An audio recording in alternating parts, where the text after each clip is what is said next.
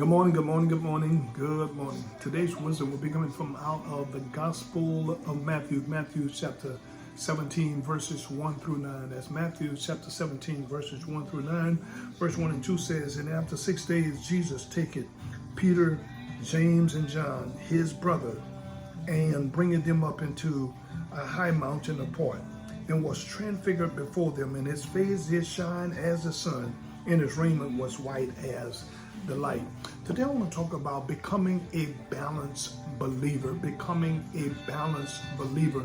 Of course, in our journey to powerful living, we had been putting the spotlight on Peter. We caught Peter on the Sea of Galilee, or after the night of Sea of Galilee.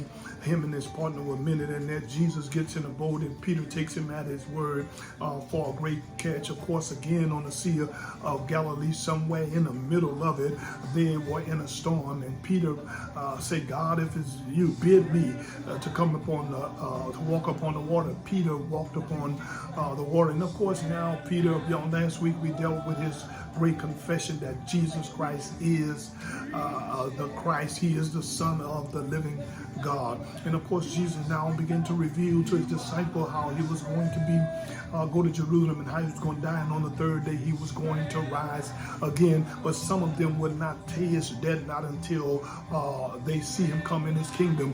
And he takes three of his inner circle disciples, Peter, James, and John, and there was Jesus was transfigured before their very eye. There appeared to them at that time Moses and Elijah and Jesus Christ. Moses represents of course the law, and Elijah represents the prophet. Jesus represents grace, of course. And Peter wanted to build a tabernacle. He wanted to build a tabernacle to stay in that particular place. But in order for us to really be balanced believers, then we're going to have to make sure that not only we worship God, but then after worship, we have to begin to work for God.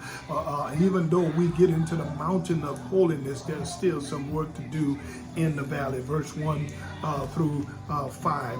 And then verse number 1 through 4, and then verse 5 through 9, we have to learn how to, when we get information, then we got to make sure we make declaration.